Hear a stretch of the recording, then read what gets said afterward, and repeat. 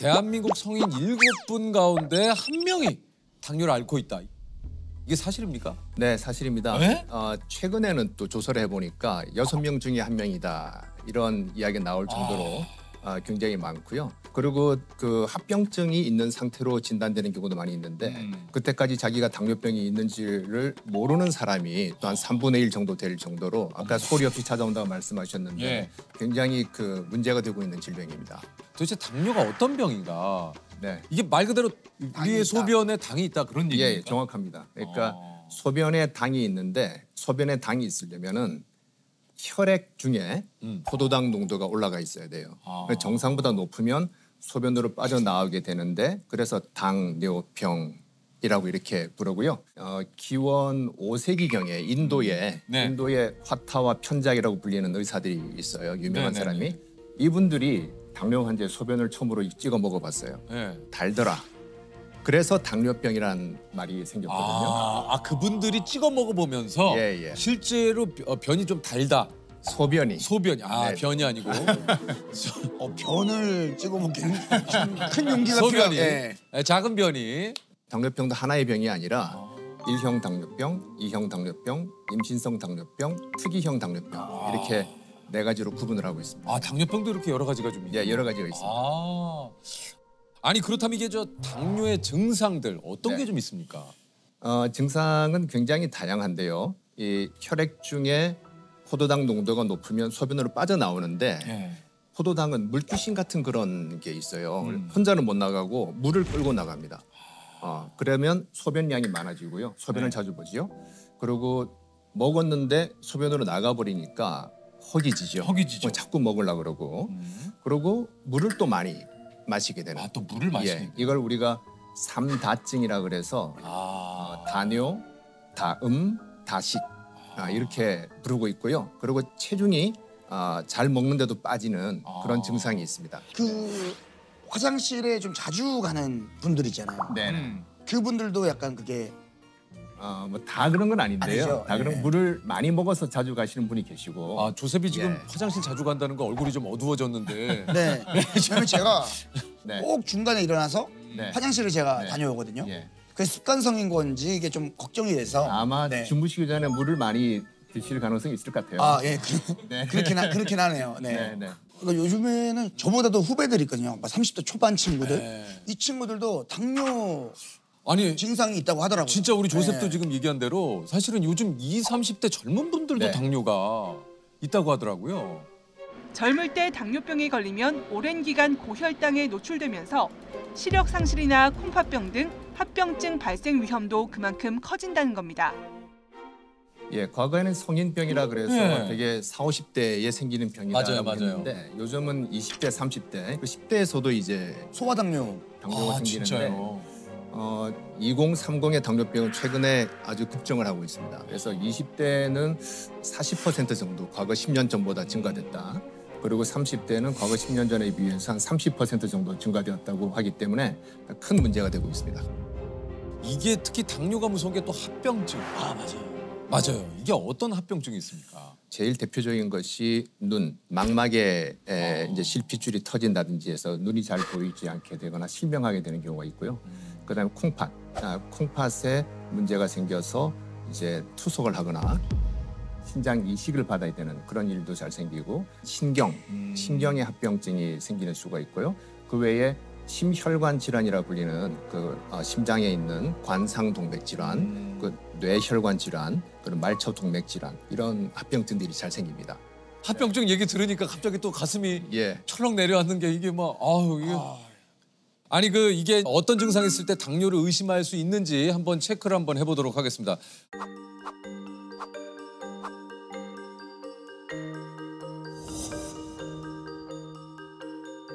한번 우리 보시는 시청자 여러분들께서도 한번 같이 한번 체크를 한번 해보시죠. 예, 일단 첫 번째로 아까 선생님도 얘기하셨지만 이제 목이 자주 마른다. 예. 두 번째 항상 나른하고 의욕이 없다. 예. 세 번째 많이 먹어도 공복감이 생긴다. 그러니까 이게 계속 허기진다는 얘기죠. 네, 맞습니다. 그리고 네 번째 잘 먹어도 살이 빠진다. 그러니까 굉장히 많이 먹는데도 살이 빠진다. 네. 예. 그다음에 소변을 자주 본다. 몸에 부스럼이 생긴다. 눈이 침침하다. 아무 증상이 없다. 어이?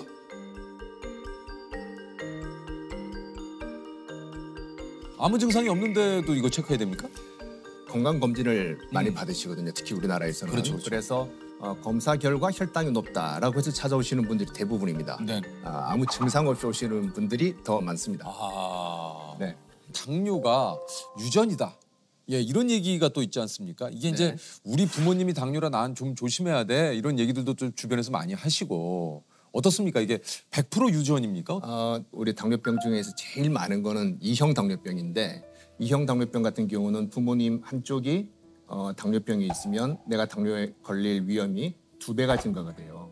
그리고 두 분이 다 당뇨가 있으면 거의 한 4배 정도까지 증가될 수 있기 때문에 유전적인 성향은 강하다라고 말할 수 있고요.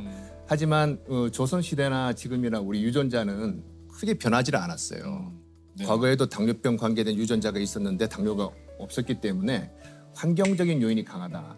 이전에는 다 걸어 다녔는데 지금은 자동차를 이용하고 계단도 에스컬레이터나 맞아요. 엘리베이터를 이용하잖아요. 심지어 헬스클럽 가면서도 에스컬레이터 타고 올라가세요. 네, 그런 건물 그렇기 있죠. 때문에 확실히 당뇨는 팔자가 아니라는 거죠. 환경적 요인이 강하고 권총의 비율을 든다면 우리가 당뇨병 유전자를 가지고 있는 사람은 총알이 장전이 돼 있는 사람이에요. 당뇨병 유전자가 없는 사람은 그 총알이 장전이 안 돼 있고 하지만 방아쇠를 당기는 거는 본인입니다. 그러니까 식이 요인 그리고 운동을 잘 안 하게 되는 그런 생활 습관에 따라서 그 방아쇠를 당기는지 아니냐가 결정되기 때문에 우리가 뭐 집안에 당뇨병이 있다고 해서 너무 실망하지 마시고 잘 노력하시면 방아쇠를 안 당길 수가 있는 거죠. 코로나19 확산으로 활동량이 줄고 배달 음식 등 기름진 음식 섭취가 늘어나며 비만 인구가 늘어난 게 큰 영향을 미친 것으로 보입니다. 아니, 그러니까 이제 당뇨와 또 비만의 또 좀 이 연관성 네. 어떻습니까? 아주 밀접한 연관이 있습니다. 그래서 여러 가지 그 비만과 동반된 그 인슐린 저항성이라는 게 있는데요. 인슐린 저항성이라는 거는 그 인슐린이 만들어지긴 하지만 작용을 잘 못하는 상태인데 비만, 특히 복부 비만이 있을 때 그때 인슐린 저항성이 증가되는데요. 그러면 인슐린은 나오긴 하지만은 작용이 떨어져 있는 거죠. 그래서 혈당이 올라가고 다른 합병증들이 잘 생깁니다. 마른 사람은 또 그렇다고 당뇨병에 안 걸리느냐? 이건 어떻습니까? 비만은 인슐린 작용의 문제인 인슐린 저항성과 관계되고 마른 사람이 생기는 당뇨병은 인슐린 분비가 잘 안 되는 거예요. 그렇기 때문에 마른 사람임에도 불구하고 당뇨병은 생길 수는 있습니다. 네. 그러니까 마른 사람이라고 해서 나는 뭐 당뇨, 몸 체중 관리 잘하고 있어 해서도 이게 또 방심하면 안 되는 거군요. 네. 이게 좀 그 당뇨를 피할 수 있는 한편으로는 또 좀 잘 다스릴 수 있는 식습관 이게 좀 어떤 음식을 좀 먹어야 됩니까? 그 식이 습관에 대해서 꼭 당뇨병 환자가 아니라도 저한테 물어보시면은 3가지 정도를 이야기를 합니다. 첫 번째는 이 음식의 재료를 알 수 있는가. 그 말은 뭐냐면 가공식품 같은 경우는 뭘로 만드는지 잘 모르잖아요. 모르죠. 그런데 신선한 재료로 지금 만든 음식은 다 재료를 알 수가 있습니다. 그래서 신선한 음식을 먹자는 이야기고요. 둘째는 총천연색의 식단을 가지자. 청천연색의 식단. 예, 그러니까 미국 그 심장학회에서는 eat more colors. 그래서 색깔을 더 많이 먹으라라고 하는데 이 그 식판에 놓여 있는 음식들의 색깔이 다양하면 골고루 먹고 있다는 거예요. 다양하게 먹어라. 라면 같은 경우에도 어떻게 드세요? 이렇게 그냥 끓여 드시면 그냥 벌겋게 보이잖아요. 근데 파송송 계란 탁만 하더라도 약간 더 건강해 보이는 그런 부분이기 때문에 다양한 색채를 먹는다는 거는 뭐냐면 한 가지 영양소, 한 가지 성분에 국한되지 않고 골고루 먹게 된다는 의미가 되겠습니다. 그다음에 세 번째는 삼백, 3가지 흰색을 좀 줄이자라고 하는 건데요. 흰설탕, 흰소금, 흰쌀밥 이 정도, 그러니까. 혹은 흰 밀가루, 그 정도를 추천드리고 있습니다. 하얀 게 맛있어요. 맛있죠? 근데 그 300을 줄여야 되네요. 네, 네. 그죠? 네. 집에서 흰쌀 거의 안 드시고 현미나 잡곡을 예, 좀 저는 현미하고 잡곡을 해서 먹습니다. 네. 예, 그것도 심지어는 어떤 분들은 또 속에서 안 받는다는 분이 계시기 맞아요, 때문에 맞아요. 그럴 때는 백미를 드셔도 괜찮은데 양을 줄이시라고 좀 줄이고. 이렇게 말씀을 드리죠. 네. 이제 300, 뭐 이제 이걸 얘기를 좀 하셨는데 모든 음식이 거의 설탕이 진짜 많이 들어가잖아요. 이게 좀 그 설탕과 당뇨의 연관성은 어떻습니까? 그러니까 설탕을 많이 먹어 생겼느냐 아니면은 지방을 많이 먹어 생겼느냐 하는데 설탕과 지방의 공통점이 있어요. 뭡니까? 고칼로리. 예, 고칼로리 음식 그리고 고도로 정제돼 있는 이런 그런 영양소들이기 때문에 그런 걸 많이 섭취해서 살이 찌고 인슐린 저항성이 생기고 운동까지 안 하게 되면은 당뇨병이 잘 생기죠. 네. 이게 요즘 그 제로 음료수 되게 많잖아요. 예, 맞아요. 예, 슈가 재료를 이제 내세우는 그 제품들이 굉장히 많은데 요거는 좀 많이 마셔도 어떻습니까? 이게 지장이 없는 겁니까? 단기적으로는 그 체중 조절에도 도움이 돼요. 도움이 되고 혈당 조절에도 일부 도움이 되는,데 장기적으로 봤을 때는 그렇지 않다라는 거고요. 또 반대의 연구 결과도 있습니다. 뭡니까? 먹었더니 더 살이 더 찌고 더 안 좋더라 하는 그런 연구 결과들이 있는데 주변에 아마 다이어트 음료 드시는 분들 한번 살펴보시면 좀 독특한 행동을 발견할 수가 있어요. 예를 들어서 햄버거 집에 갔습니다. 콜라를 제로 칼로리로 달라고 하면서 패티 하나 추가요. 치즈 추가요. 프라이 하나, 프렌치 프라이 하나 추가요. 이렇게 되기 때문에 나는 이만큼 노력했으니까 보상을 받아야 돼. 이런 생각을 해서 다른 걸로 그런지 채우는 거군요. 포테이토에 치즈 뿌려가지고. 예. 네. 그러니까 건강을 위해서 설탕을 좀 줄이기 위해서 제로 음료를 찾지만 그거보다 더 많은 음식을 시켜서 이 제로를 선택한 의미를 퇴색시키니까 별 의미가 없다. 그러면은 이제 가끔 이제 주류, 그러니까 술을 즐기시는 분들 중에서도 뭐 이런 얘기들이 있거든요. 와인은 당이 많이 들어가 있는 그 술이고 상대적으로 증류주는 좀 당이 적게 들어가 있다. 뭐 그런 얘기 있잖아요. 뭐 맥주. 그럼 그나마 추천하신다면 어떤 게 좀 괜찮습니까? 술이 알코올로 돼 있잖아요. 알코올은 지방 다음으로 칼로리 밀도가 높은 지방은 9kcal, 탄수화물은 4kcal인데 술은 7kcal예요. 꽤 높아요. 술이 칼로리가 그렇게 높아요? 높습니다. 그런데 영양소는 없고 칼로리만 있기 때문에 우리가 공허한 칼로리 이렇게 부르거든요. 술은 공허한 칼로리야 그러면 칼로리만 있고 다른 영양소가 없다는 겁니다. 뭐 비타민, 미네랄 등등등 이런 게 없이 칼로리만 있다. 칼로리 폭탄이다 이렇게 보시면 되기 때문에. 아니 이것도 좀 궁금합니다. 식후에 과일을 꼭 드시는 분이. 맞아요. 그게 또 위험하다는 얘기도 또 있던데. 아니 그러니까 이제 과당도 상당히 이게 어쨌든 당이기 때문에 좀 위험하다는 얘기가 많은데 요거 좀 어떻습니까? 뭐 과일 드시는 거는 좋은 부분인데요. 그렇죠. 근데 그 한 가지 주의할 부분이 뭐냐면 과거의 과일과 지금 현재의 과일을 한번 생각해 보시면 당도가 무지하게 높아졌어요. 제가 어릴 때는 수박 설탕에 찍어 먹었던 일이 많이 있었는데 요새는 그냥 먹어도 충분한 정도로 당도가 요즘 진짜 높잖아요.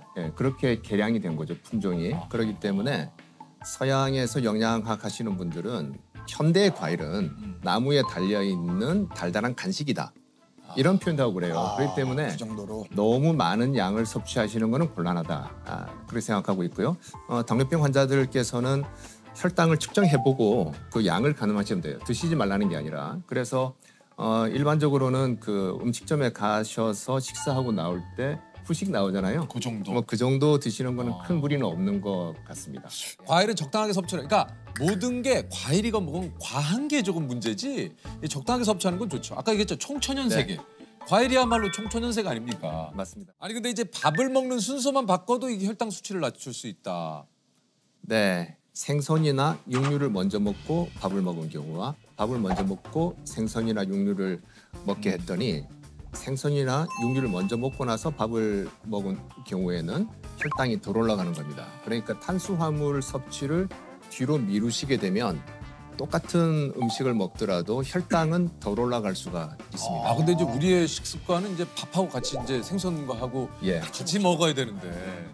허겁지겁 빨리 먹게 되면 그렇게 되는 거라서 그 반찬을 좀 맛보시고 그다음에 천천히 이제 밥을 드시게 되면 도움되지 않을까 이게 싶습니다. 그러니까 이제 그 코스처럼 그러네요. 먼저 샐러드가 나오고 그러니까 혈당 수치를 천천히 올리는데 탄수화물부터 먹으면 혈당 수치를 확 올려놓고 시작을 하니까. 그렇죠.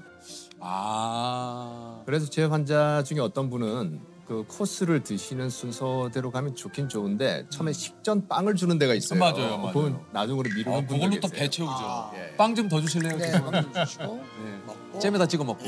빵 추가됩니까? 네. 야, 근데 진짜 맛있는 게 너무 많았어. 저희가 오늘 그 당뇨에 관한 속설들이 굉장히 좀 많습니다. 이게 사실은 그래서 OX로 한번 좀 요거를 한번 준비를 해봤거든요. 당뇨에 가장 안 좋은 음식은 밥, 전분, 감자, 쓰리 콤보의 카레다.